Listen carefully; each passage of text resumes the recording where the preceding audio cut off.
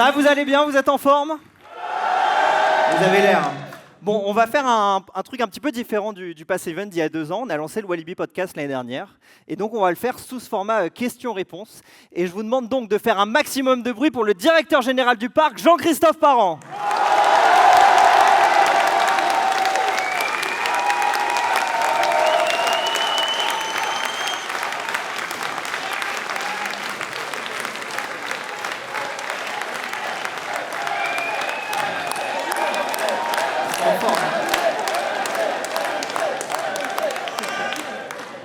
Bonjour à toutes et tous, nous sommes à peu près 1 millier de personnes dans cette salle. Je vous remercie d'être venus tout aussi nombreux pour cette session effectivement du Pass Event. Nous avions fait un premier Pass Event en 2024, il y a 2 ans, si je ne me trompe pas. Et aujourd'hui, ben voilà, on vous avait promis que s'il y avait des annonces à faire ou s'il y avait des explications à vous donner, nous serions bien entendu tout cela pour essayer de vous répondre aux questions, y compris les plus indiscrètes, même si évidemment aux questions les plus indiscrètes, j'y répondrai de la façon la plus discrète. Jean-Christophe, je te propose qu'on partage d'abord les 10 dernières années et revenir donc sur les 10 ans de transformation qui nous ont menés ici avec les 10 ans du Pulsar qui étaient d'ailleurs hier. Est-ce que d'abord, tu peux me dire un petit peu dans quel état était le parc à l'époque en 2015, avant même l'arrivée du Pulsar? Ah oui, je peux te donner une situation du parc en 2015. En 2015, le parc, évidemment, était à ce qu'on appelait une phase de maturité, c'est-à-dire que nous étions avec un parc qui était un peu vieillissant, avec un storytelling, ou en tout cas une histoire qui n'était pas très présente, des paysages qui méritaient certainement d'être revus, enfin plein de choses qu'il fallait certainement changer, d'où l'idée évidemment de se dire comment va-t-on essayer de passer cette prochaine étape des 10 prochaines années. On va d'abord commencer avec le Pulsar. Pulsar qui, pour le rappel, est une première mondiale, comme il y en a eu beaucoup à Walibi. Comment vous venez sur cette nouvelle attraction du Pulsar, comment elle arrive finalement au parc? En fait, on travaille sur des temps longs quand on discute d'attractions. Et quand je dis qu'on travaille sur des temps longs, c'est-à-dire qu'entre la décision, ou en tout cas les prémices de la décision et finalement la venue de l'attraction et les premiers jours d'opération de l'attraction, il peut se passer entre 2 à 3 années. Donc, en 2013, nous sommes dans un comité de direction. À l'époque, il y avait encore Dominique Fallon. Et nous décidons de dire quel type d'attraction devrait pouvoir être mise au sein du parc.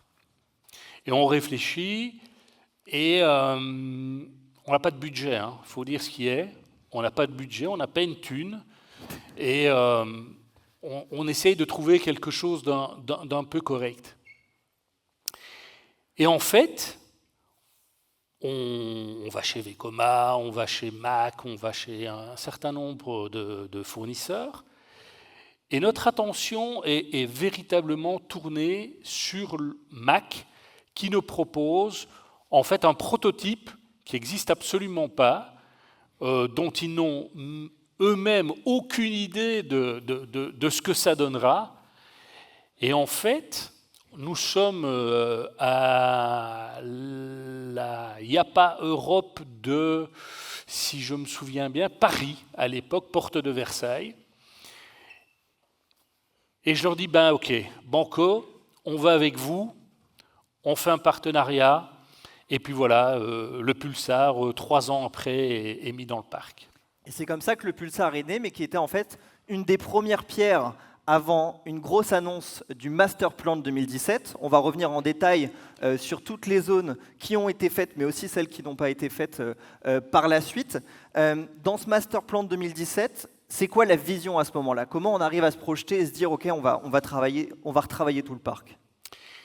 À un moment donné, tu dois te poser des questions qui sont différentes de « je mets une attraction après une autre attraction ».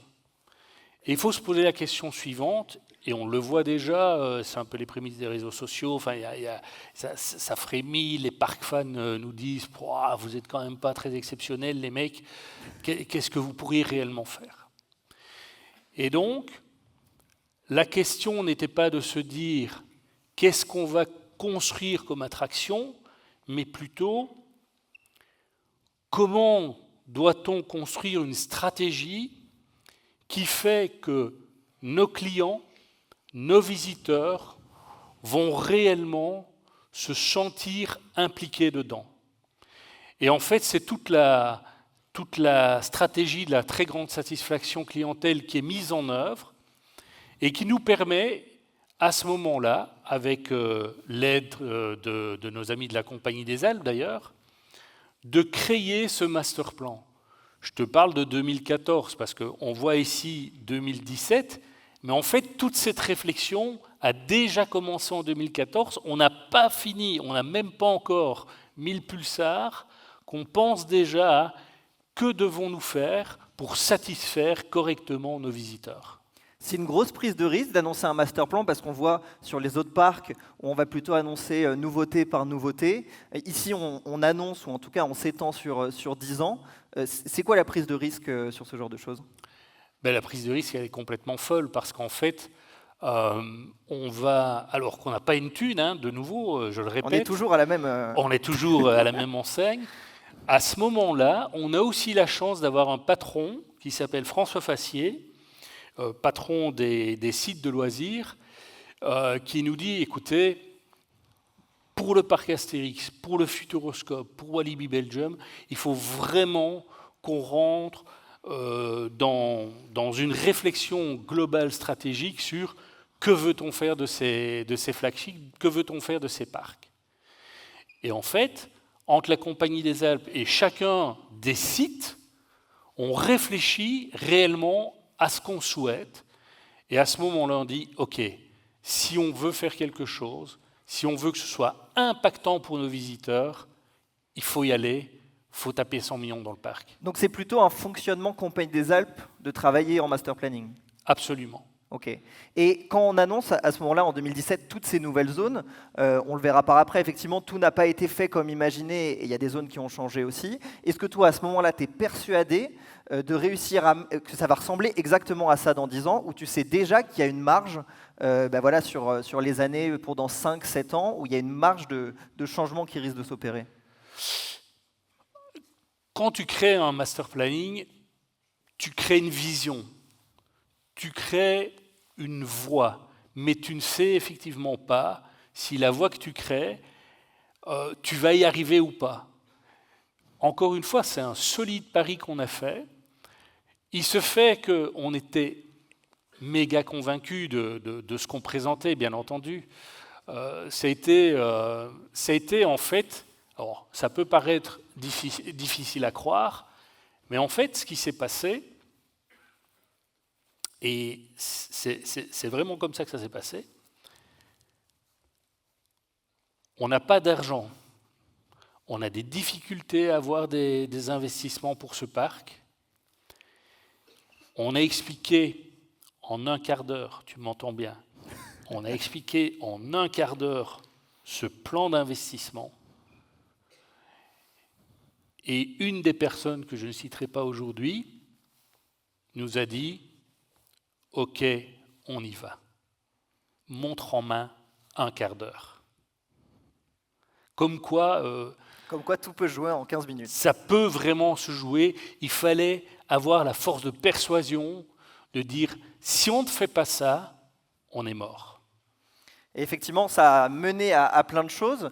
D'abord, en 2018, effectivement, la création des Worlds of Walibi et du nouveau Festival World. Vous inquiétez pas, on en parlera après. Je sens que déjà que ça frémit par rapport à ça. En 2018, Aqualibi avec la phase 1, le Kiddy Bay. Donc on réintègre de la famille dedans, on réintègre de la thématisation, chose qui n'avait pas forcément été mise en place à Aqualibi. C'était vraiment une des priorités du plan à ce moment-là? Alors, je reviens un peu sur les monts de Walibi, parce qu'il faut quand même partir de la genèse du projet. La genèse du projet, c'est de dire, Walibi, il faut l'entourer d'une histoire. Et le parc a besoin d'une histoire, le parc a besoin de fondamentaux. Walibi et les Worlds of Walibi viennent de là, en fait. C'est de dire, on va faire explorer monde par monde les choses de manière différente. On ne peut pas simplement mettre une attraction. Aujourd'hui, ce que vous, les visiteurs, les abonnés ici en l'occurrence, demandez, c'est d'avoir des expériences qui sont immersives, des expériences qui sont aussi olfactives et des expériences qui sont aussi sur combien de temps ai-je envie de rester dans cette zone parce que je m'y sens bien. Et tout ça nous a amené effectivement à d'abord créer ces montes.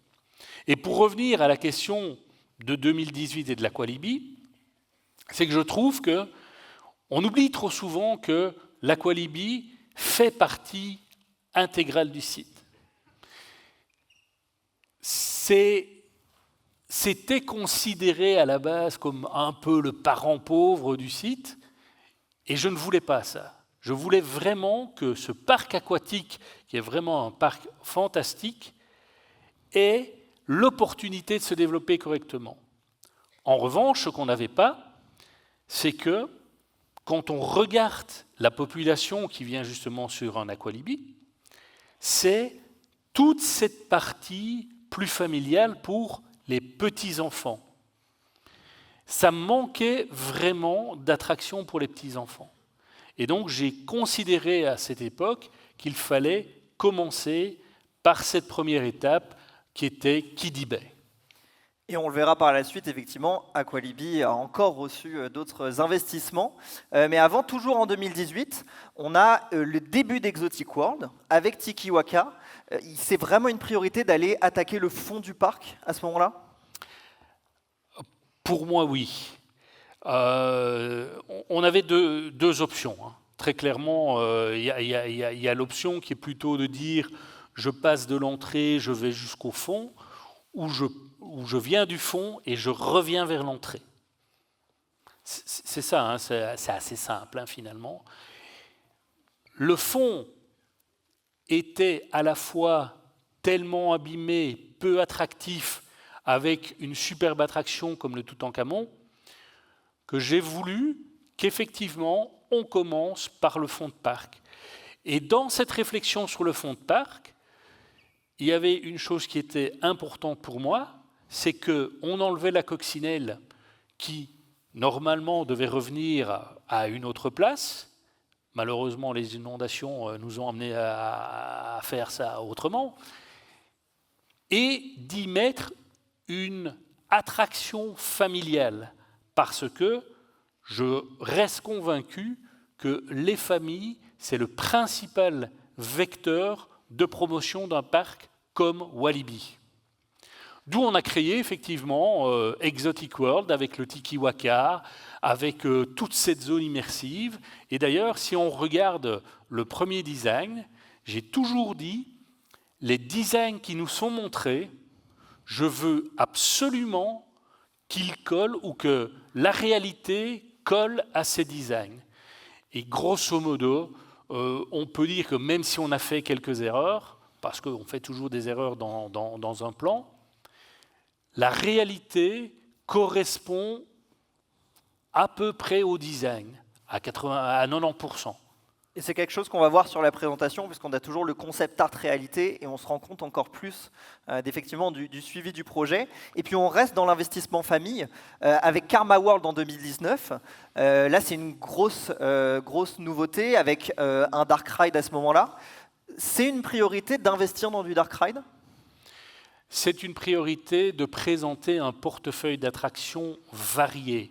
Portefeuille d'attractions qui doit être varié en termes de cible, entre les familles, les teenagers, ça c'est une chose, mais aussi dans la caractéristique intrinsèque de chacune des attractions, de se dire je veux plutôt du coaster des montagnes russes, je veux plutôt de l'attraction indoor, parce que dans un parc comme Walibi Belgique, on est quand même en Belgique, et donc à certains moments de l'année, c'est quand même vachement bien d'avoir des structures qui sont couvertes.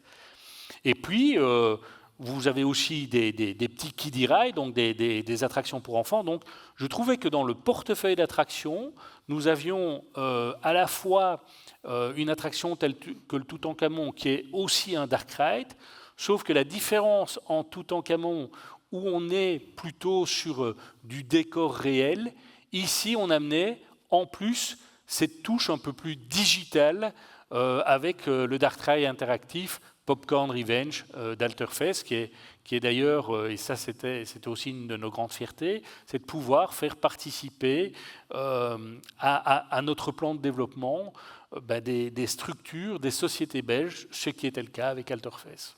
Et puis à ce moment-là, en 2019, on a aussi l'arrivée de Fun World avec Fun Pilot. Quand on construit une nouvelle zone, c'est quoi? C'est toujours un coaster, une attraction secondaire? C'est à peu près comme ça qu'on construit une zone, à chaque fois un World of Walibi? Il faut s'attendre à ça?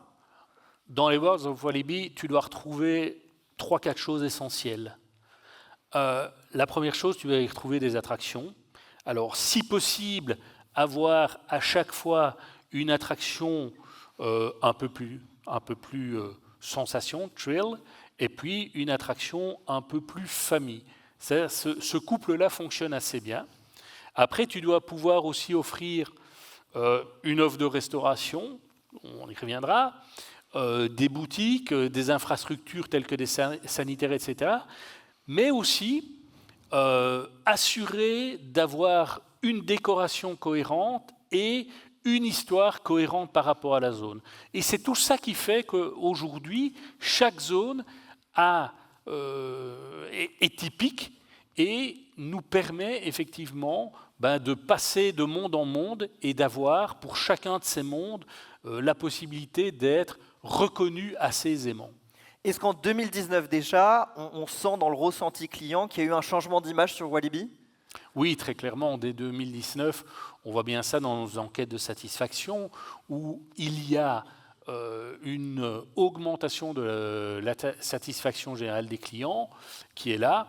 Et aujourd'hui encore, on constate que cette satisfaction ne fait que monter. 2020, pas de nouveauté, enfin une nouveauté, mais pas forcément celle qu'on attendait, le Covid. Oui. Comment ça s'impacte sur l'investissement, déjà de ce plan d'investissement, et l'impact même dans le parc? Alors évidemment, c'est ce qu'on disait, quand on a une vue, une stratégie globale, la vie, elle n'est jamais faite comme un long fleuve tranquille, loin de là. Il peut y avoir des aléas tels que la pandémie qui vient un peu casser la machine, alors que nous étions dans une phase relativement croissante, où les visiteurs étaient super contents d'être là, enfin tout fonctionnait assez bien. C'est un réel coup d'arrêt. C'est un réel coup d'arrêt et il faut bien comprendre que cette année de Covid a véritablement décalé tout un plan. Pas simplement, c'est pas qu'on ne croit pas à la stratégie, c'est simplement qu'à un moment donné, quand vous rentrez dans un tunnel comme celui-là, qui est celui de la pandémie de la Covid, tu ne sais jamais quand on va en sortir. Et donc, tu dois être aussi prudent dans la manière d'avancer sur les investissements, sur la manière de continuer à faire progresser ta stratégie. Puis en 2020, malgré tout, à côté de ça, on a déjà la construction du nouveau World. Mais avant de revenir sur Conda, je voudrais qu'on parle un peu de ce Walibi, qui est venu vous faire un coucou d'ailleurs, je crois, juste avant. Les histoires de mascottes à Walibi, on peut faire une petite série Netflix. Ouais. Là, sur cette arriver. Ça fait partie des Worlds of Walibi d'arriver avec ce nouveau personnage? Ouais, alors là, je pense que je vais me disputer avec au minimum la moitié de la salle. Ceux qui sont fans des Wabeskunks, bouchez-vous les oreilles. On ne veut pas que vous soyez attaqués. Non, mais globalement, ce qu'on avait remarqué, alors les Wabeskunks, ils avaient certainement leur raison d'être quand on les a créés, mais ce qu'on avait quand même remarqué, et des études le démontraient aussi, c'est que la mascotte avait quand même perdu un peu de son appétence par rapport au fait que les gens aient envie de l'embrasser, tu vois, par exemple. Et il se fait que moi qui suis là maintenant depuis à peu près 25 ans, ben j'ai remarqué quand même qu'au début de Walibi, et puis en 2006 avec le retour de Walibi, Walibel, etc., mais les gens étaient quand même très attachés à avoir plutôt une mascotte plus en rondeur, plus douce, plus amicale quelque part, moins peut-être... moins rock'n'roll. Moins rock'n'roll certainement, plus conventionnel. Okay. Et donc on a décidé à ce moment-là justement de refaire en sorte que la mascotte soit plus dans ce que notre visitora nous demandait finalement. Et puis 2021, en dehors de cette arrivée, c'est aussi l'arrivée d'une deuxième mascotte, on peut presque dire ça, le Conda. À quel moment le Conda arrive sur la table? Déjà, en termes d'histoire, comment on arrive à ça, sachant que le Conda, à l'époque de 2017, c'est le plan qu'on voit ici avec une zone qui était un petit peu différente, est déjà annoncé. Ouais. Alors, en fait, j'insiste à chaque fois là-dessus, c'est que Conda, il y a des temps longs. Enfin, tout investissement en temps long. Donc vous imaginez bien qu'avant 2020, on est déjà en train de discuter du Conda. Le problème, c'est que la Covid passe par là, et donc il a fallu à l'époque qu'on y aille avec une vraie force de persuasion pour démontrer que malgré tout, il fallait continuer ces investissements. OK, il fallait certainement les décaler, ça, il n'y avait pas de doute, puisqu'on ne savait pas véritablement quand on allait sortir de cette pandémie, mais il fallait aussi garder le cap. Donc, on a été confronté à un moment donné à des personnes qui ne voulaient absolument pas voir Conda arriver. Et finalement, je suis parvenu, entre autres avec François, à convaincre ces personnes qu'en fait, il fallait continuer, quand tu traces une ligne, il faut y aller. Et OK, il va y avoir des obstacles, OK, le chemin il va être semé d'embûches, mais il faut y aller. Et on a résisté, et c'est ce qui nous a permis d'avoir en 2021 le Conda, qui est absolument passé complètement inaperçu d'ailleurs en 2021.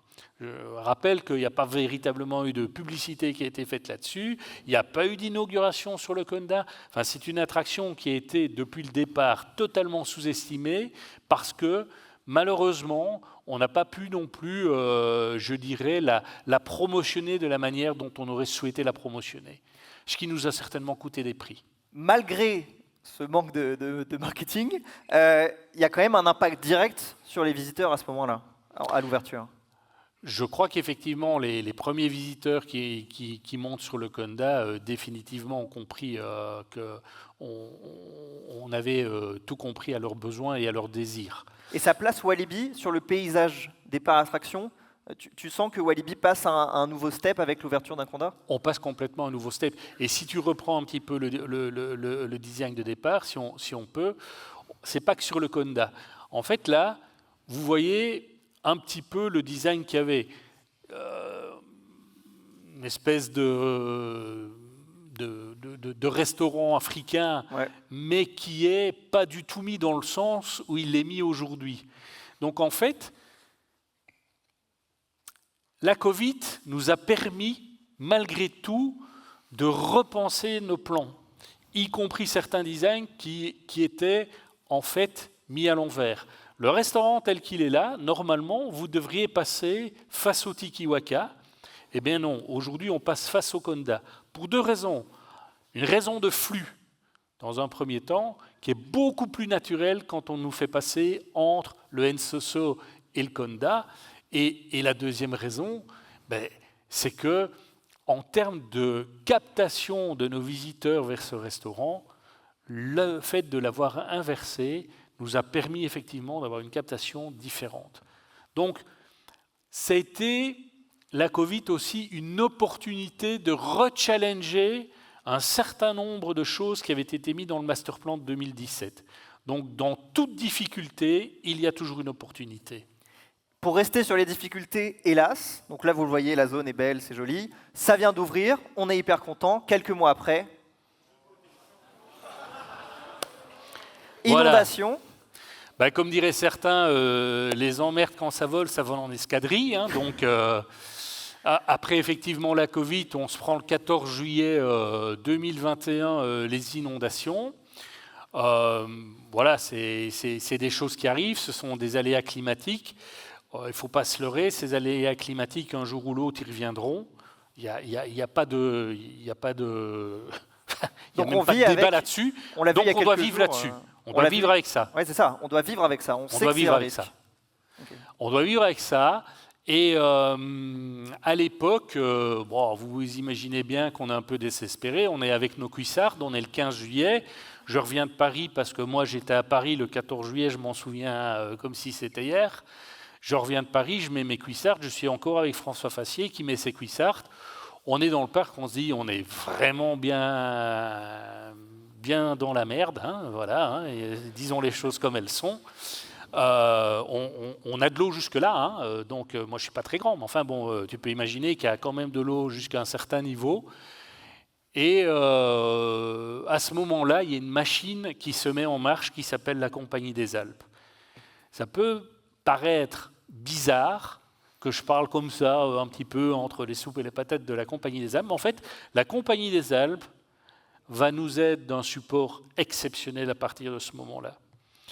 On a le CEO de la Compagnie des Alpes qui vient, et lui, il est toujours d'un support exceptionnel aussi. Il va me dire, écoute, c'est vraiment triste ce qui arrive, mais je crois dans la résilience de tes équipes, je crois dans la force de tes équipes, et je suis sûr que le 2 octobre, tu vas pouvoir ouvrir le parc pour Halloween. Et le 2 octobre ? Et le 2 octobre, on a rouvert le parc pour Halloween.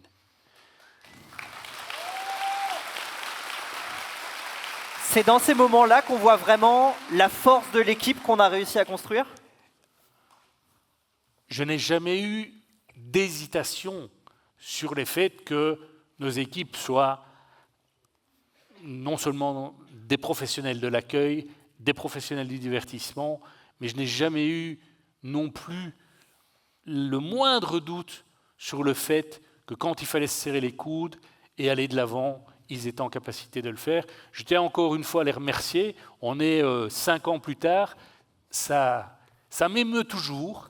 Et effectivement, je crois que c'était une période relativement difficile pour eux comme pour nous, mais clairement, moi je suis fier de travailler avec eux au quotidien et j'espère qu'ils le sont de travailler avec moi, mais c'est clair que c'est eux qui font la beauté du parc, c'est eux qui font que tout au long de ces années, vous avez pu vivre toutes ces joies et tous ces émerveillements au sein du parc. Je pense qu'on peut encore les applaudir un petit coup.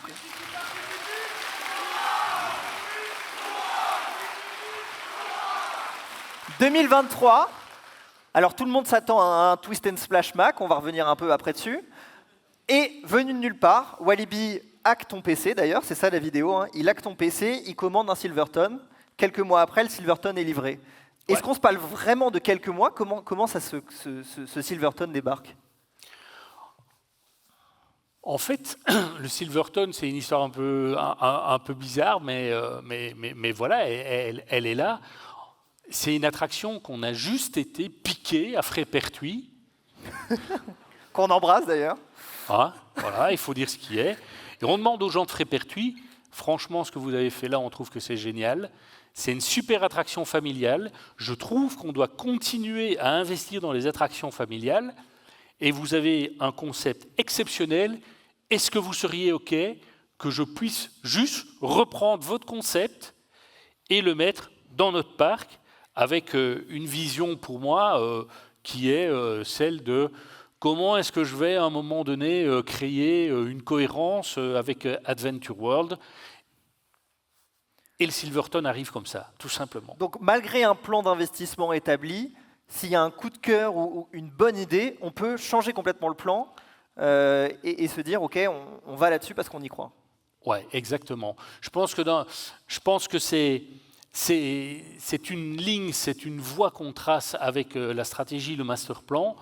Maintenant, il faut pas se brider et rester là-dedans, enfermé dans un carcan. Il faut avoir la possibilité, quand on considère qu'on a de réelles opportunités, de pouvoir légèrement dévier de la trajectoire. Mais quand on dévie légèrement de la trajectoire, c'est pas grave, on reprend la trajectoire par après. Walibi Belgium, c'est aussi connu pour sa saisonnalité, notamment Ibilo, on ne vous en parlera pas aujourd'hui, mais il y aura du lourd. C'est aussi connu pour sa saisonnalité, et en 2023, l'arrivée de Walibi Winter. Oui. Comment ça arrive, Walibi Winter, au niveau du parc, déjà, en termes d'historique, et à côté de ça, c'est quoi ta satisfaction actuelle de Walibi Winter? Comment tu le vois se développer? Alors, Walibi Winter, en fait, c'est déjà pris à partir de 2017. Pourquoi est-ce que je dis que c'est déjà pris à partir de 2017? Parce que, justement, dans la trajectoire, c'est aussi de se dire quelles sont les périodes de l'année où on peut se permettre d'ouvrir le parc. Et Winter n'était pas véritablement une période où on pouvait ouvrir ce parc, que du contraire. On était un parc saisonnier, plutôt un parc qui ouvrait d'avril à septembre dans un premier temps, puis on a été un peu plus loin, jusqu'à novembre.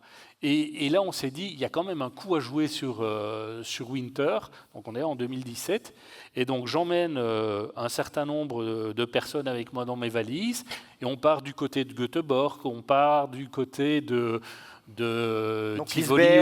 Tivoli au Danemark, de Liseberg, de Phantasialand, enfin tous ces parcs qui à l'époque ont déjà effectivement un événement Noël.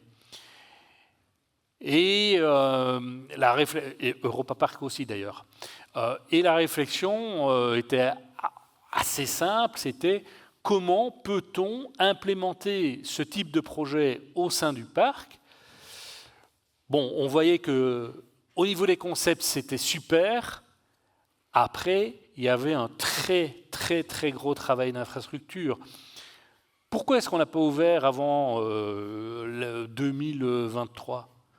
Tout simplement parce qu'on n'était pas préparé. Il faut bien comprendre que ouvrir un bloc sanitaire ici, en décembre, ce n'était pas possible avant. Tout simplement parce que nous n'avions pas des tuyaux qui étaient enterrés aux bons endroits, qui étaient hors gel, comme on dit. Donc, on ne pouvait pas faire ça.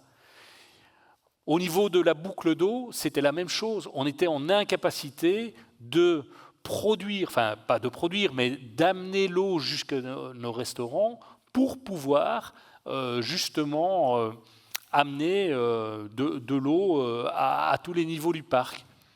Et donc, on a été plus contraint par des problématiques d'infrastructure que par des problématiques de concept. Le concept, on y croyait déjà.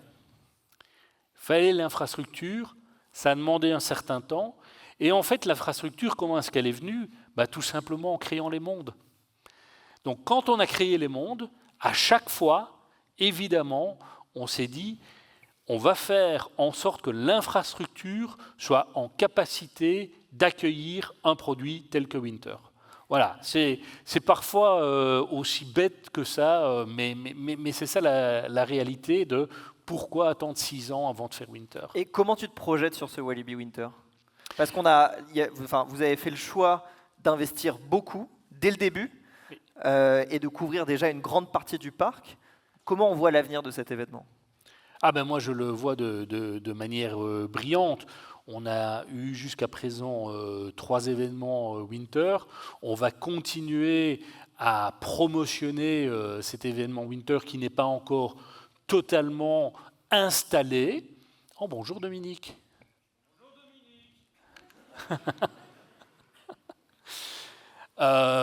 qui n'est pas encore totalement installé, mais que, je pense, on est encore en capacité de faire évoluer.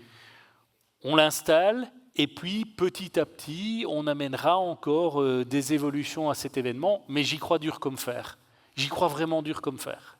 En plus de l'ouverture de Walibi Winter en 2023, à la même période, c'est un gros investissement avec Surf Bay, qui est les tout nouveaux toboggans ProSlide.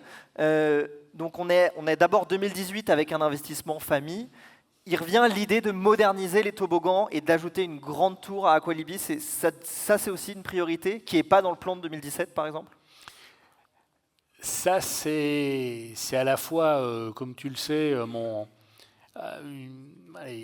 j'ai été visiter pas mal de parcs aquatiques tout au long des années précédentes, 2023. Je suis allé à Dubaï, je suis allé dans pas mal de pays pour justement visiter les parcs aquatiques. Et clairement, pour moi, l'Aqualibi lui manquait, à l'exception du Rapido, qui est pour moi l'icône des icônes mythiques de chez Mythique. Il manquait quand même une tour un peu plus sensationnelle, tout en restant familial dans son concept. Donc il fallait quand même un peu se gratter la tête pour trouver les attractions qui fonctionnaient. Et donc, je les ai trouvées quelque part, à la fois chez ProSlide et à la fois en les essayant un peu dans tous les pays où on a pu aller essayer. Et je me suis dit, ça c'est le projet qu'il nous faut. Encore une fois, on n'a pas la slide concernant le tout premier projet. Oui, qui n'a rien à voir. Qui était le tout premier projet, celui d'ailleurs, je pense, qui se trouve dans le master plan, qui n'a absolument plus rien à voir avec ça. On doit aussi s'autoriser à certains moments de modifier les projets de telle sorte à ce qu'on puisse avoir quelque chose qui est réellement adapté aux besoins de notre visitorat, d'une part, et à ce qu'on veut réellement offrir, d'autre part. Et je crois, Jean-Christophe, par rapport à ce projet, qu'on a déjà une première annonce à vous faire. Ouais. Est-ce que tu peux nous en dire un petit peu plus sur ça? Voilà.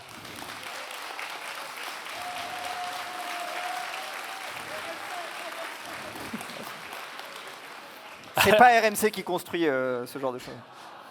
Alors, effectivement, aujourd'hui, on se rend compte qu'on utilise peut-être pas de manière la plus efficace la web.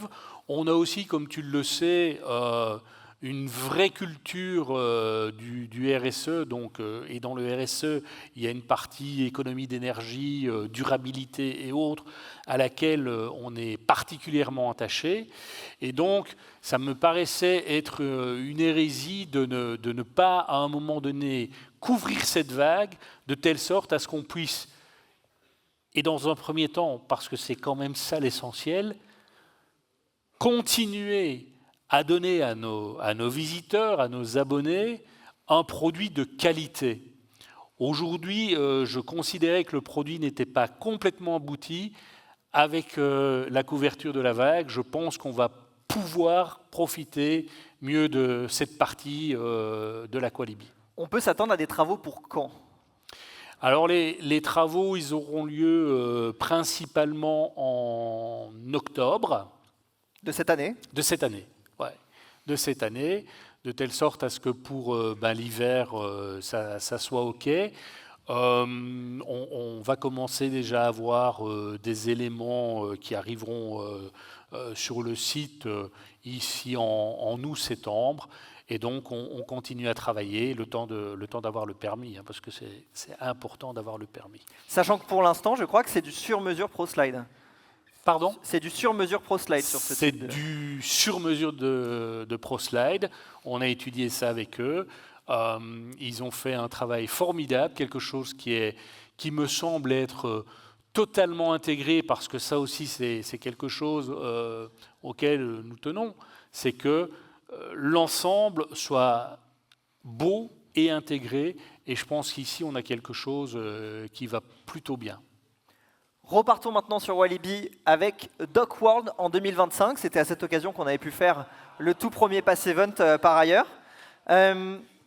C'est quoi ton analyse de DocWorld maintenant que c'est construit, maintenant que c'est là? Si on revient, il y a 2 ans, on était, je crois, en chantier. À ce moment-là, on avait reveal le premier on-ride de Mégalodon. C'est quoi ton ressenti maintenant sur DocWorld en 2026? Là aussi, c'est une grande fierté de la part, c'est une grande fierté pour moi, mais surtout pour les équipes, d'avoir de nouveau complètement collé un design, d'avoir complètement fait en sorte que ce qu'on avait produit comme dessin au départ, eh bien, on le retrouve dans la réalité. C'était aussi pour moi quelque chose d'essentiel. Encore une fois, DocWorld, à la base, ça existe, mais absolument pas dans notre plan d'investissement. Ça n'existe pas dans notre plan d'investissement. C'est un jour, de nouveau, mon comité de direction qui me dit « Écoute Jean-Christophe, parce que bon, le fait d'avoir une équipe, c'est quand même plutôt bien. Hein. Ça vous permet de vous challenger d'une part, ça vous permet de vous donner des idées et de vous nourrir d'autre part. » Et donc, le comité de direction me dit « Écoute, on a des coasters, c'est vrai, mais on n'a pas vraiment un coaster familial. Et il faudrait qu'on ait un coaster familial, mais qui respecte l'ADN de Walibi. Et l'ADN de Walibi, c'est les sensations pour tous. Donc inévitablement, de nouveau, on a un peu questionné le marché et on est arrivé chez Gerstlauer qui nous dit écoutez, on souhaiterait lancer notre nouveau type de coaster, un Family Launch Coaster. Est-ce que effectivement ça rentre un peu dans votre philosophie, dans ce que vous souhaiteriez? Et donc, inévitablement, on a dit banco, on y va, on le fait. Et j'ai surtout voulu qu'on soit dans une atmosphère portuaire. On avait DocWorld, le DocWorld qu'on connaissait n'était pas totalement, pour moi, abouti d'un point de vue design d'une part, mais aussi storytelling d'autre part. On n'y racontait pas véritablement une histoire. Ici, avec DocWorld, on a à la fois le côté familial du côté Mégalodon et le côté un peu plus sombre avec la turbine, le flashback, etc. Ce qui nous permet aujourd'hui aussi d'avoir pu remettre au goût du jour certaines attractions qui me paraissaient un petit peu désuètes en termes de teaming et de décoration. Et donc, je crois qu'on est arrivé aujourd'hui avec DocWorld à avoir la bonne synthèse de ce qu'on attendait et je pense que le résultat est là. Le résultat, d'un point de vue satisfaction clientèle, il est là. DocWorld, en tant que tel, est fortement apprécié. Et évidemment, Mégalodon fait partie du top 3 des attractions plébiscitées par l'ensemble de nos visiteurs. Donc une fois DocWorld construit, parce qu'on va parler évidemment de festival qui va toucher un public un peu différent sur le nouveau RMC, en 2025, tu te dis, vous êtes fous, hein, tu te dis, ok, on a réussi maintenant à avoir un vrai portefeuille d'attractions pour les familles. Ça, c'est une réussite?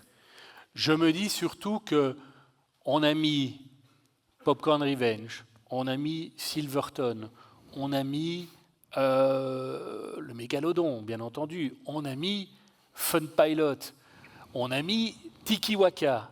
Donc sur les quelques attractions qu'on a mis, quand on regarde bien, on est plus sur de l'attraction familiale et dans le portefeuille en plus un peu varié, sans parler évidemment de Kiddie Bay et de Surf Bay. Voilà, on se reconcentre évidemment sur ce public plus familial. Pense qu'à un moment donné, il faut faire plaisir à nos ados. C'est vrai. Et à nos fans, parce que visiblement... Et à un public un peu plus averti, peut-être un peu plus jeune adulte aussi. Voilà.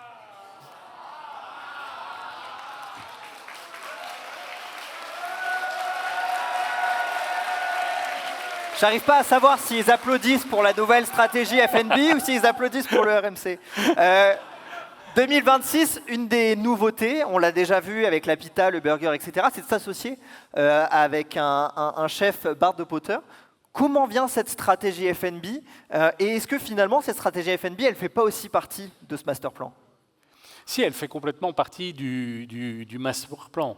Il faut juste pouvoir lancer les choses au bon moment et avec les bonnes personnes.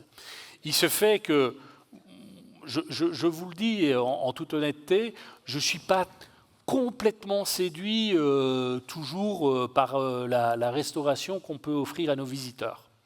Et donc, je veux absolument me retrouver dans une restauration plus durable, plus qualitative et, si possible, pour un prix équivalent. Donc ça, c'est effectivement la stratégie. Et le fait de s'adjoindre les compétences d'un chef quand même doublement étoilé Michelin nous permet effectivement d'avoir accès aussi à des produits, à des fournisseurs qui, eux, sont en capacité de nous amener à un niveau supérieur à ce qu'il est aujourd'hui. Alors, on ne va pas changer du tout au tout et demain, on ne va pas devenir le parc gastronomique 4 étoiles, ce n'est pas du tout ça le sujet. Ce qu'on veut faire avec Barth, c'est faire plus du fast-food, mais du fast-good food. C'est ça la différence. La deuxième chose qu'on veut faire, c'est que on sait que vous venez pour les attractions. Tout le monde le sait. Enfin, il n'y a pas de secret par rapport à ça. Par contre, on voudrait que vous y restiez pour le goût. Donc pour l'offre de restauration qu'on va implémenter ici, et on va se donner, soyons clairs, hein, le master plan c'est 10 ans, l'offre de restauration c'est une stratégie qui va être déroulée sur un horizon de 1 à 3 ans.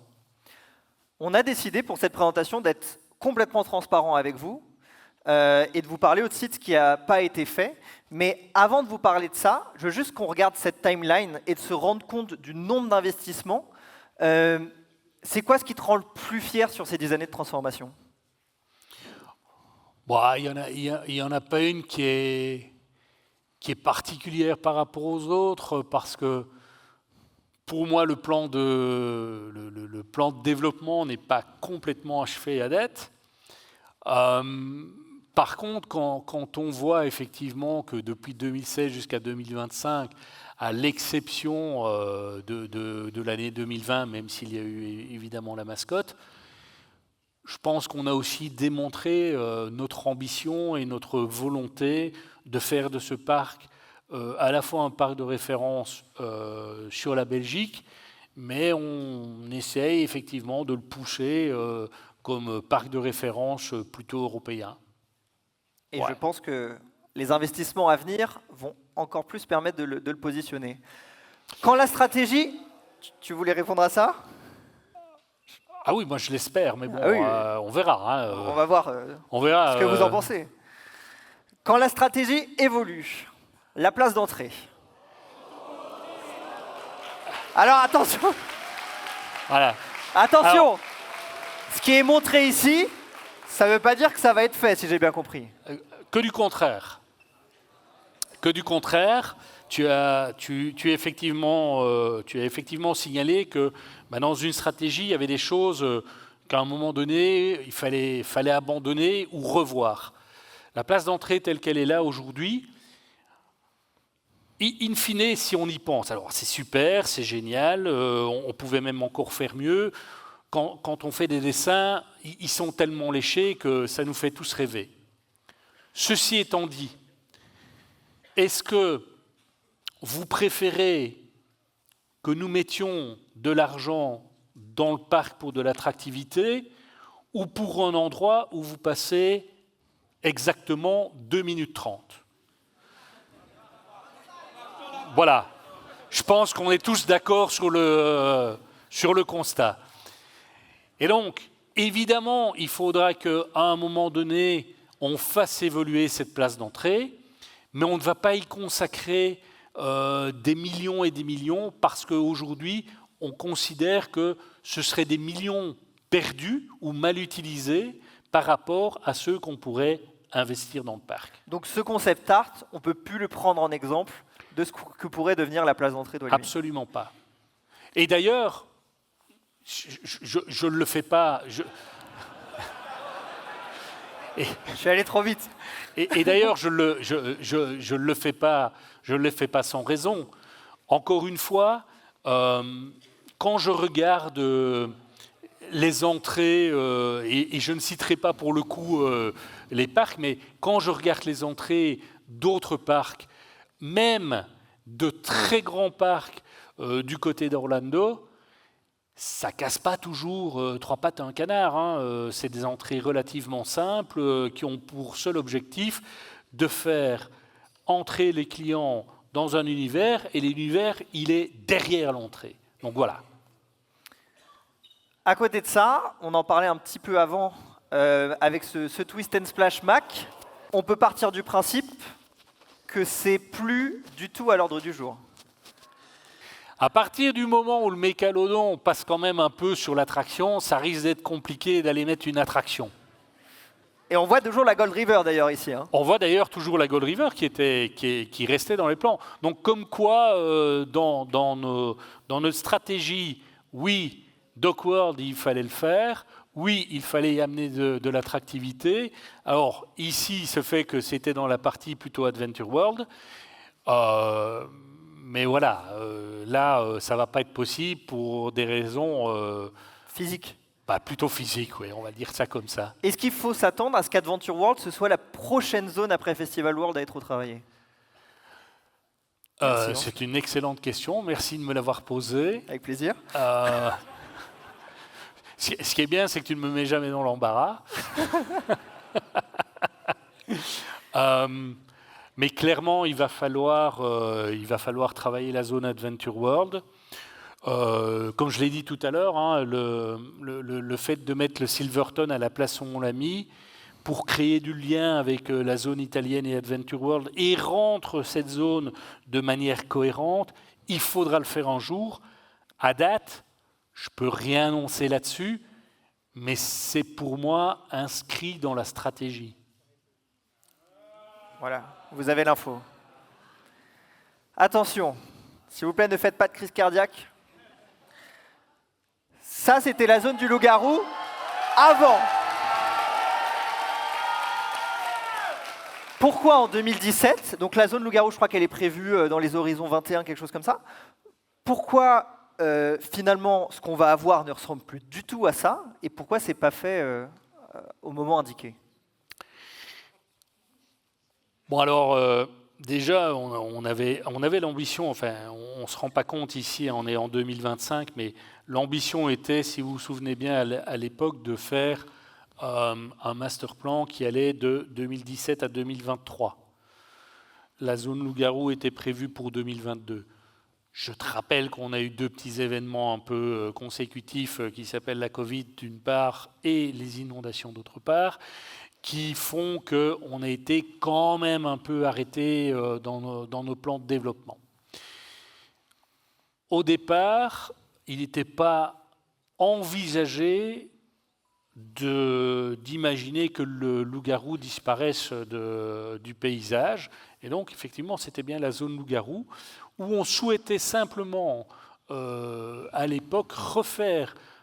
démolir toute cette ligne de jeu, démolir le Pizza Solo et refaire évidemment un espace beaucoup plus cohérent, toujours sur la thématisation de la Nouvelle-Orléans. Donc ça, on n'a pas changé sur le fait qu'on se dit cette zone, il nous la faut et il nous la faut dans cette thématique-là. Le siège qui était là, c'était le siège du roi Carnaval, hein, d'ailleurs. Hein. Okay. Donc voilà, on était vraiment déjà dans cette philosophie et dans cette vision de ça sera sur le thème du carnaval. Et dans le restaurant qui était prévu, qui s'appelait d'ailleurs Carnaval Restaurant, juste comme ça, il y avait la vision, c'était de placer un food court avec plusieurs types de restauration. Une restauration italienne pour le carnaval de Venise, une restauration cajun pour le carnaval de la Nouvelle-Orléans, une restauration plus brésilienne avec de la churrascaria, etc., etc., et une restauration, je ne sais plus laquelle. Enfin, il y avait 4 types de restauration dans ce bâtiment, et le bâtiment devait représenter un hangar de chars de carnaval. Okay. Il y a des choses qu'on a gardées dans les idées, et il y en a d'autres qu'on a éliminées parce que ça n'en fera pas. Lundi, une vidéo est sortie à 13h. Je vous propose qu'on la regarde. A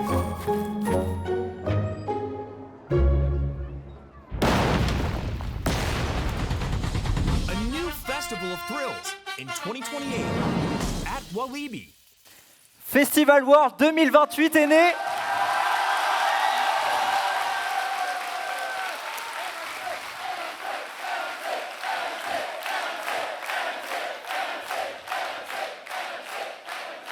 C'était demandé, c'était attendu, Ouais. c'est fait, et pas à moitié en plus.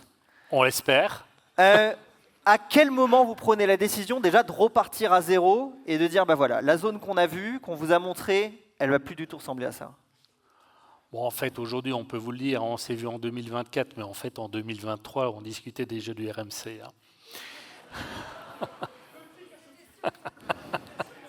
Donc, en avril 2023, on commence à parler,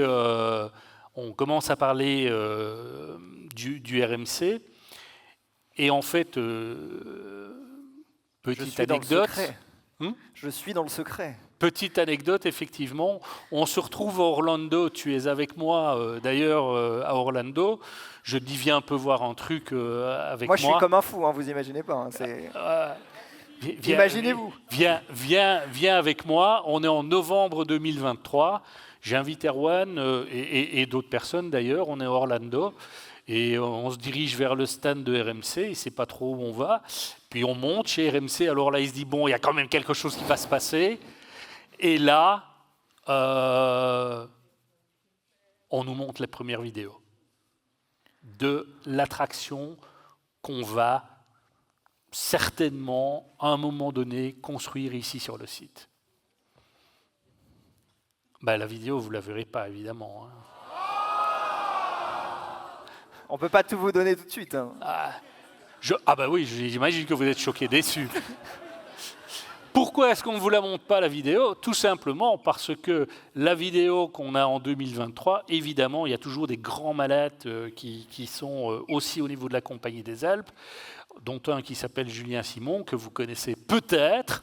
Donc, c'est le jeune homme à l'arrière, et puis vous avez Fabien qui est, lui, le jeune homme à l'avant, et puis il y a le gros qui est là, le jeune homme, le jeune homme à la gauche. Ça, c'est moi. Et là, en fait...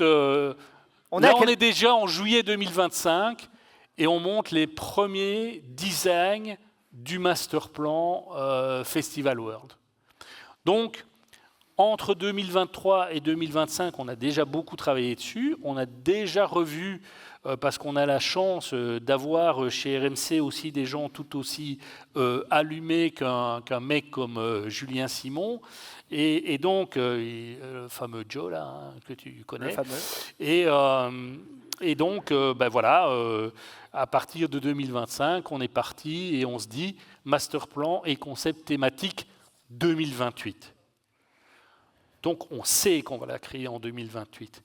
2023, 2028. C'est des projets qui prennent 5 années entre les premières discussions et le fait de voir dans le parc le RMC. Ça me tenait à cœur aussi de mettre cette petite photo. Là, on est où? On est encore à Orlando? Ouais, là, on est à Orlando. Et là, la main ne doit pas trembler parce qu'il faut signer le contrat. Donc là, on signe le chèque. Que dis-tu? Là, on signe le chèque. En tout cas, on s'engage. Là, on signe. D'ailleurs, tu vois Joe, là, qui est derrière avec la casquette, qui est le designer qui conçoit les rails de RMC. Et il est un peu inquiet, hein, comme tu vois. Il se dit, oh là là, Faut que ça se fasse. le montant, il a l'air astronomique. On va parler des choses qui vont disparaître. On a beaucoup parlé du loup et on n'a injustement pas assez parlé du 4D, je comprends pas. À quel moment vous vous dites, dans la création de festival, le 4D, on va pouvoir s'en passer et on va le détruire, lui aussi? Alors le 4D, c'est un truc fantastique. J'ai mon directeur financier qui me dit, écoute, on s'en fout du 4D, c'est une merde. Bon, je trouve qu'il a quand même reçu SpongeBob. C'était super. Je trouve qu'il a quand même reçu les Wab et les Skunks. Enfin, tu vas peut-être un peu fort sur le fait de dire que c'était une merde. Moi, je trouve que c'était une attraction qui, en son temps, avait de l'allure, se tenait bien. Aujourd'hui, évidemment, elle a peut-être plus totalement sa place au sein du parc. Et il me dit, et si on faisait passer le RMC dans le 4D? Je lui dis, écoute, tu es un excellent financier, mais peut-être que pour les concept art, on va laisser ça à d'autres. Et finalement? Mais finalement, il est décidé de détruire ce 4D, tout simplement parce qu'on va avoir besoin de place pour construire une nouvelle gare. Et on en reparlera un peu de cette gare. Le loup-garou?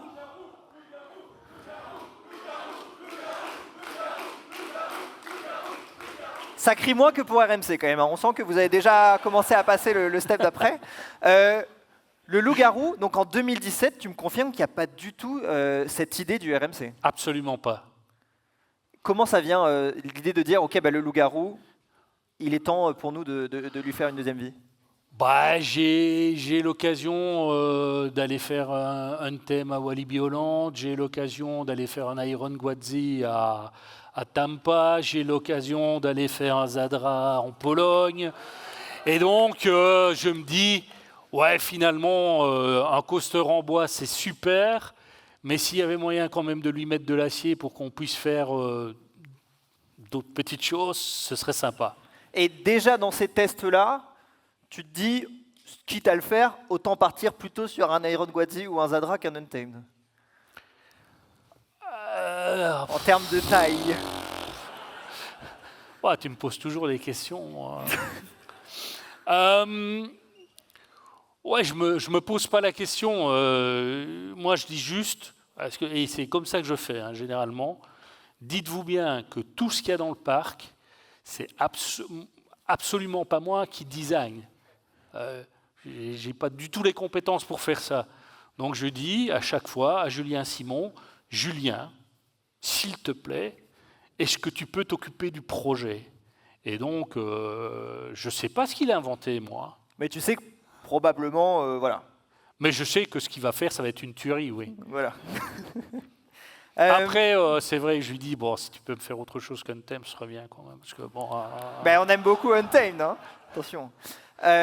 après, ne rêvez pas. Hein, on verra ce qu'on aura. Ok, on veut en tout cas avec RMC pouvoir placer cette attraction à un niveau européen, à minima, voire mondial, ce serait super.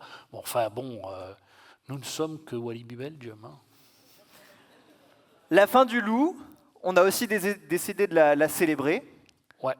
Avec un merch spécifique.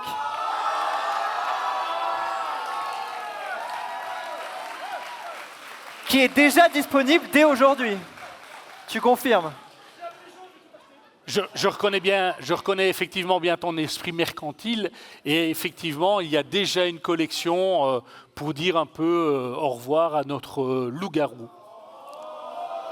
Et donc, pour l'information, ce sera disponible dans la WAB dès maintenant. C'est pour ça que c'était couvert sous un drap noir dès la sortie. Et il y aura aussi une boutique éphémère qui est présente directement à la sortie du Tiki Théâtre pour récupérer, si vous voulez, le pull, le t-shirt. Et il y a des magnettes, etc. Toute une collection spéciale pour la fin du loup. Bon.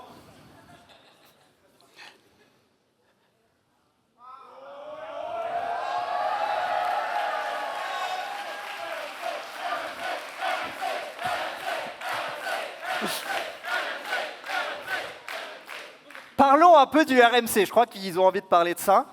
Oui. On a déjà un visuel Ouais. ici de l'entrée de gare. Oui. Quand tu travailles par exemple sur un Dock World où on voit que la thématique a été encore poussée par un exotique, Oui. on peut s'attendre sur un festival à une thématique encore plus renforcée. Il y a toujours cet objectif d'aller encore plus loin. Alors, toujours une ambition, évidemment, d'avoir des décors qui sont encore plus léchés, plus réalistes. Et donc, je pense qu'on est déjà arrivé à notre niveau, évidemment, à un niveau qui est déjà relativement exceptionnel.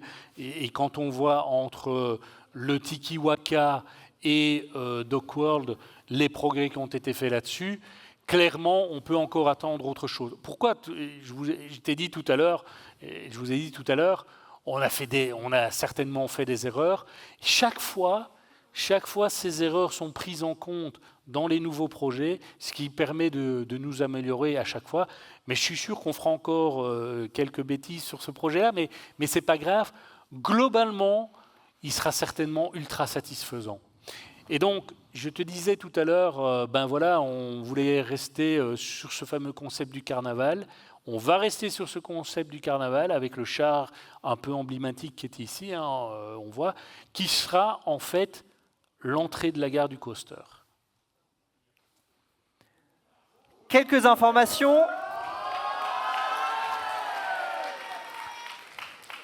On en parlait un petit peu, si on pouvait le comparer à un autre coaster. C'est quoi l'expérience qu'on souhaite proposer ici sur ce coaster au public ? Alors encore une fois, là-dessus, je laisse à Julien toujours toute la latitude de m'épater dans un premier temps. Je pense qu'effectivement, les derniers designs que j'ai vus sont plutôt sympas. À date, il y a quelques figures effectivement qu'on pourrait considérer comme des premières mondiales. On n'en dira pas plus que ça, je vous le dis tout de suite. Sinon, ça, bon, voilà. Il n'y a pas plus de première mondiale, ça ne veut pas dire qu'il n'y aura pas plus d'autres choses. Ouais, ça ne veut pas dire qu'il n'y aura pas plus d'air. Peut-être qu'il y aura des airtime un petit peu plus... on ne sait pas, on verra.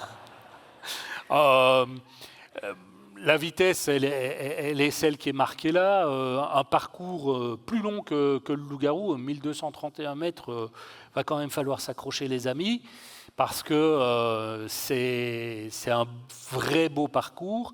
Il est plus long, un petit peu plus long que celui du Conda d'ailleurs, si je ne m'abuse. On est sur un record du Benelux avec cette longueur en plus. Absolument, et au niveau effectivement de RMC avec qui on travaille, je ne sais pas si Steven est là ou pas, je ne l'ai pas vu, je ne sais pas s'il est là. Est-ce qu'il est là? Steven Packin? Non? Where he is? Oh, Steven, how are you? This is one of... Enfin, c'est un des... Excusez-moi. Ici, on va vite en Twitch. Donc, voilà. Si vous avez des questions sur RMC, que vous parlez un peu anglais, Steven est là pour vous y répondre. Allez, hop. Donc voilà, Steven nous fait le plaisir d'être là avec nous aujourd'hui pour cette présentation. Donc c'est un vrai partenariat, on est super contents et c'est très enthousiasmant pour nous de travailler avec RMC, qui est pour moi une boîte de renom et qui va nous amener véritablement, on parlait de Conda tout à l'heure, je pense que le RMC va encore nous amener un pas plus haut dans la renommée de Walibi Belgium. Je te propose de réagir maintenant à ces quelques informations.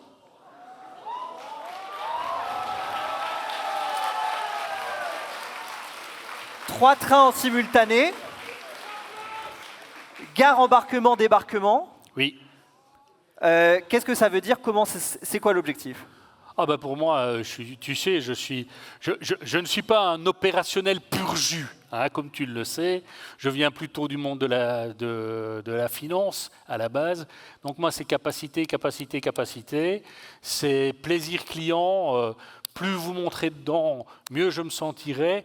Vous, un peu moins. Mais globalement, Mais globalement, le but, c'est véritablement d'amener une expérience, une fluidité à l'expérience et une capacité qui nous permettent effectivement, comme sur un Conda, comme sur un Mécalodon, d'avoir des débits de capacité qui sont véritablement importants. Et ce qui a demandé du coup aussi la destruction du 4D, j'imagine, c'est qu'on va être sur une assez longue gare, puisqu'on a donc 2 quais, un quai d'embarquement, un quai de débarquement, et ce qui va aussi permettre d'avoir le train qui arrive vite face à nous pour vraiment commencer l'expérience.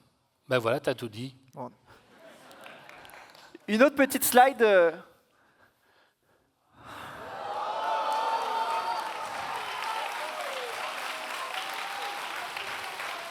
Ça aussi, dans la réflexion RMC, c'est de se dire, en dehors du layout, qu'est-ce que vous pouvez nous proposer de nouveau ? Oui, et je pense que, et alors c'est un peu un point de vue très égoïste, hein, c'est quand je m'assieds dedans, enfin, moi, il me faut mon petit confort, donc c'est pas toujours très aisé, hein, pour une personne comme moi, mais grosso modo, on veut là aussi amener de la nouveauté pour que nos clients, quand ils font le RMC, l'expérience elle soit globale, y compris dans le véhicule. Une drop 2 fois plus haute que la descente actuelle du Loup-Garou, ça je sais que c'est quelque chose qui a vachement étonné. C'est que les gens ont imaginé qu'un RMC allait suivre les courbes, et vous avez dit, on va faire complètement quelque chose d'inattendu et travailler sur un gros modèle avec un lift creux en prenant un lift qui n'est pas du tout dans la direction. Ça aussi, c'est l'ADN Walibi d'oser et d'aller proposer quelque chose d'inattendu. Je crois qu'effectivement, il y a assez d'amateurs de coaster et de ce type d'hybride coaster dans la salle que pour savoir qu'à un moment donné, il faut quand même pouvoir se différencier. Et donc voilà, ça faisait partie effectivement aussi des critères quand on a discuté avec RMC du fait que oui, on voudrait quand même quelques éléments ou en tout cas quelques caractéristiques qui font que ce coaster par rapport à d'autres va pouvoir se démarquer. On a vu plein de créations sur les réseaux sociaux, dont celle de Blitz Coaster. Pour nous, c'est assez drôle à voir parce qu'on connaît le layout définitif. Et vous êtes nombreux à spéculer, à imaginer un peu ce qu'il va y avoir. Et pour le coup, c'est vraiment très bien fait. On peut leur confirmer donc que le layout à plat ne sera pas le layout final. Ouais, sinon c'est trop marrant ça. Donc, n'ayez pas de crainte, vous serez surpris. D'ailleurs, je propose quand même qu'on voit la première inversion. Ah, si tu veux, oui. En on-ride. Mais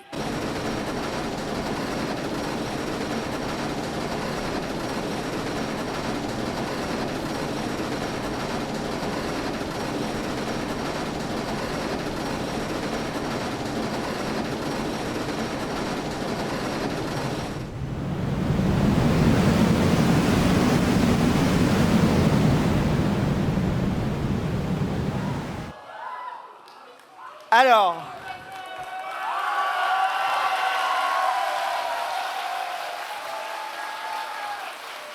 là aussi, je vais reprendre les mots de Julien. On pouvait s'attendre à une inversion assez classique comme on le voit, mais en fait, à l'intérieur, on va avoir 3 changements de basculement, ce qui en fait là aussi un élément déjà inédit et jamais vu dans le monde. absolument. Donc on a vraiment essayé de créer, pas moi, hein, de nouveau, hein, les gens plus intelligents et qui savent faire des choses très créatives, ont effectivement designé, dessiné l'attraction de telle sorte à ce qu'elle plaise à un large public. Un large public. Un large public. Ok.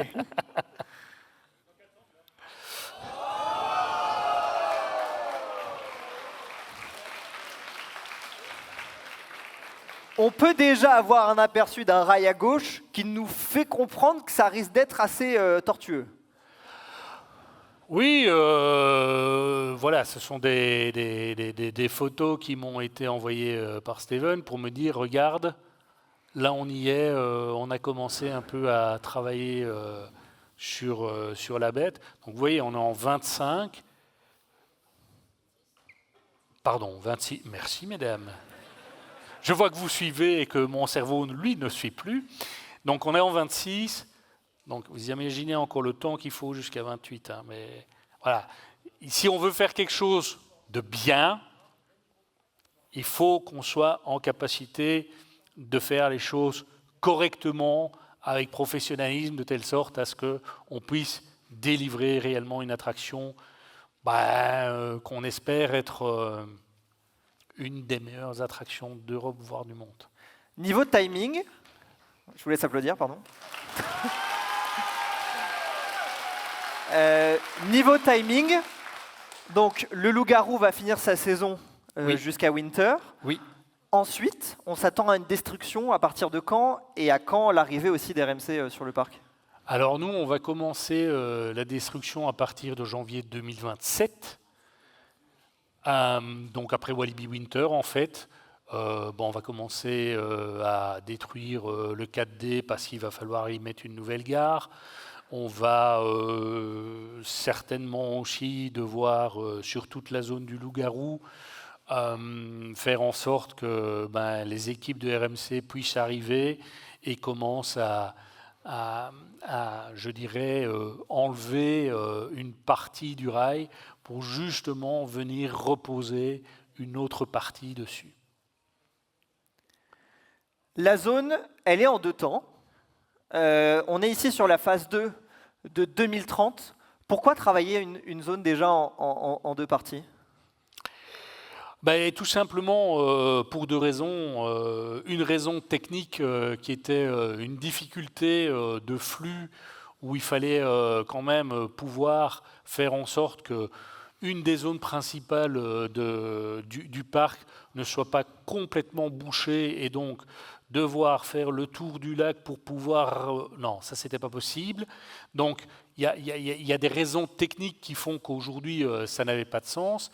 Et la deuxième raison est une raison plus pragmatique et financière qui fait qu'aujourd'hui, on doit être en capacité de pouvoir lisser cet investissement sur une période 2028-2030. Et la troisième raison, pour être très clair, c'est que nous n'aurions pas été en capacité de remettre un permis d'urbanisme pour l'ensemble du projet en aussi peu de temps. Donc on va commencer par la première partie qui est donc les 2 gares, parce qu'en fait il y a une gare derrière qu'on ne voit pas mais qui est la gare technique et l'attraction. Dans la gare principale, vous aurez l'occasion d'avoir déjà une boutique, d'avoir un tas de décorations qui vous mettront déjà dans l'ambiance, mais la deuxième phase nous permettra de construire, je dirais, l'ensemble. Et la 4e raison, je parle de 2, mais en fait il y a une 4e raison, c'est que cette seconde phase va nous permettre aussi d'adjoindre des attractions plus familiales, puisque je tiens absolument à chaque fois à ce qu'on met un coaster d'une certaine importance, et j'espère qu'avec le Conda, le RMC deviendra vraiment la deuxième, alors je ne les mets pas dans l'ordre quand je dis la deuxième, ou la seconde icône du parc, mais globalement, moi je veux que ce projet ait véritablement un caractère aussi familial, et on voit effectivement ici les 2 tours de chute qu'on viendra placer pour la saison 2030, le nouveau restaurant, ainsi qu'une halle un peu à l'instar de ce qu'on a fait sur DocWorld, mais une halle qui sera plus fermée et qui nous permettra aussi de faire un peu d'animation dans cette halle, et qui a aussi pour objectif, parce que c'est je le sais, vous le savez certainement aussi, un des défauts du parc, c'est que quand tu es à ce qu'on appelait dans l'ancien temps la place de l'Europe, c'est-à-dire la place face à l'Aqualibi, tu as une vision quasi à 360 degrés de tout ce que tu peux voir sur le parc. on essaye aussi par ces zones de pouvoir recacher certains éléments de telle sorte à pouvoir découvrir zone après zone. Et puis, tu le parlais de ces nouvelles tours. Il y a aussi la réintégration d'une attraction qui est actuellement à Funworld. Oui. Ça avait déjà été fait sur le Conda, Oui. sur la zone exotique. Ça aussi, de reprendre des attractions, de mélanger, d'offrir une offre plus... Absolument. Moi, je suis convaincu que c'est très bien d'avoir des zones enfants, mais tu ne parviens pas à utiliser, ou en tout cas tu as des attractions qui sont sous-utilisées parce qu'elles ne se trouvent pas à la bonne place dans le parc. Je prends l'exemple de Kondala. Kondala, qui est juste à côté de Konda, a multiplié par 3 la fréquentation de l'attraction de par le fait qu'elle se trouve à côté de Konda. Donc j'espère que, et je vous le dis aujourd'hui, ce n'est pas une primeur, ce sont les Samba Balloons, donc Phoebe's Bubble pour ceux qui ont connu Phoebe's Bubble, qui vont être réintégrés aussi dans cette zone-là. Et après. Pour la prochaine vidéo, je vous propose un moment de recueillement. Je vais donc demander de baisser un petit peu l'éclairage et de garder le silence pour l'honorer.